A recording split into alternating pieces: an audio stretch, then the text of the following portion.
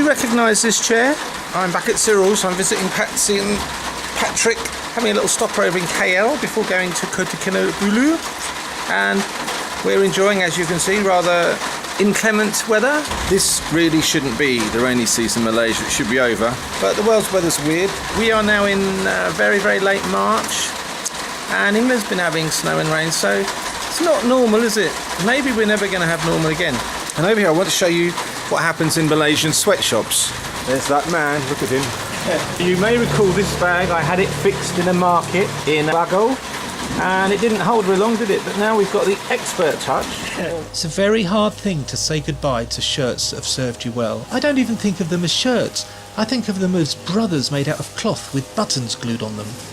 Remember my torn old, tired old, had it old shorts? Look, Patsy has patched them. The purple bits are my old lizard shirt, which has been recycled, and the bumhole bits have been replaced by burgundy sections, and she's given me this pink bit as well. So these shorts are actually better than new, if that's possible. They're better than they were when I first got them. And here she is fixing my other bag. There we are, there's Patsy again. Look at this. Look, I've got a sweatshop going here. I'm terrible. Very nice this, sitting on the patio at Cyril's, relaxing as the rain slowly dies down. Look how green the lawn is.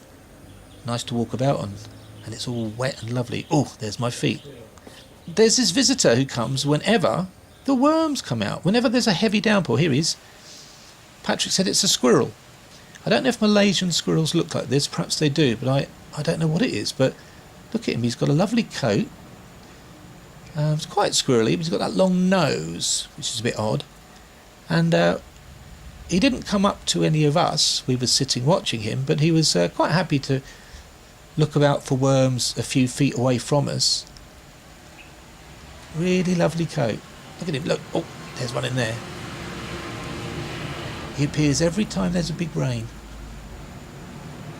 Oh, what's that? What?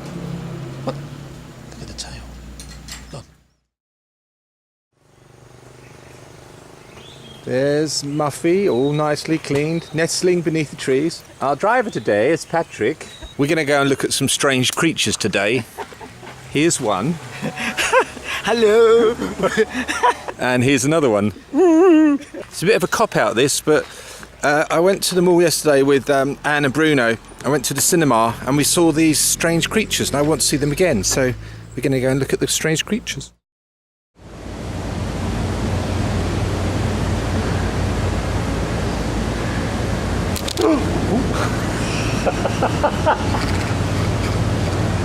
Well, I guess that'll teach me. Oh, welcome, one and all, to lots of snakes and things like that.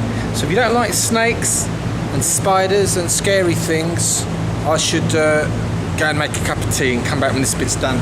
Now, while we watch this lot, rather than me rabbit on pretending to be knowledgeable, I'm just going to say the odd word here and there and let you make your own minds up, because I just spent a few hours just looking at these creatures and watching them move, seeing them up close. It's great.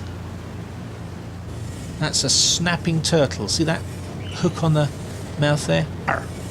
Ooh. No, it's not a French lady spider. Don't be so unkind to our cousins across the sea. This is a tarantula. I think that the architecture of the spider is possibly one of the most impressive in the animal kingdom. Here's another one who's probably going out later. He's got the black and white look. They're harmless as long as they don't get you. This one can kill you with one bite, I'm told. This one's just a bit shy. Albino snake. Quite interesting how a number of the creatures, when I went up to the because I was the only person in the exhibition, they'd come up to me when I went up to them. Perhaps it's because they're habituated and they're used to humans, or perhaps it means humans are bringing them food, but it does mean that quite a few of them, not this one, not this lazy one, quite a few of them came up to say hello. Look at this. Of course, some of them didn't even blink. I've got a soft spot for lizards because when I was in Bali one time, they had a reptile place there, and they had hand-reared monitor lizards, quite small ones, just maybe 3 feet long. And I was holding one, and it seemed really happy to be held. When I put it down and sat down near it, it came over and climbed up me and wanted to be held again. Very interesting. So they're not all cold and horrible. Go on, do the tongue thing. Do a tongue, go on. Please. Go on. Oh yeah, profile and tongue. Go on. Yes. Oh, thank you. Again? I'm not being cheeky. Could you just do it again? Yeah. Good. Yeah, that's lovely. One more time. One more time for luck. I'm sorry you're a bit late to be getting in on the act. We've just chosen our star. Better luck with the next casting. Thank you so much. There's nothing like a casting session to tire you out, is there really? I've obviously gone off into some weird land now. I'll try and get back to reality. Oh, here it is. Here it is. There's a real gecko. Oh, if something's going to bring you back to reality, it's going to be this creature. Even the little ones look dodgy, don't they?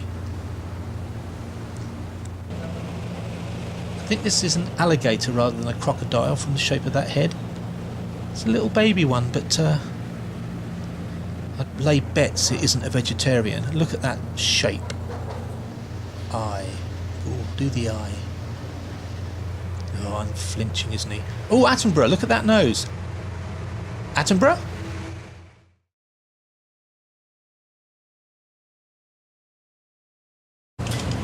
Does this enclosure look big enough for this creature?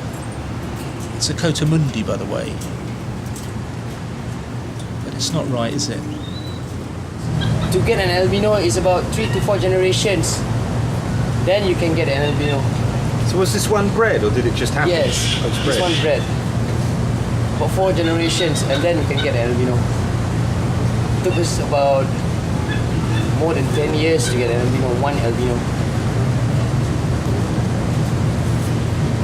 Smile, smile, baby. Hey, smile for the picture. Yes. I always keep in mind, if I can, when I'm in a different land, it's their culture, it's their rules. But I'm really not comfortable about this. It seems that this breeding to produce an albino has hurt this monkey's brain. And it's not very happy at all. I suppose the thing is, if you go back 20 or 30 years, we still had circuses, didn't we? And really rather cruel zoos, so hopefully Malaysia will catch up. But this wasn't a good experience.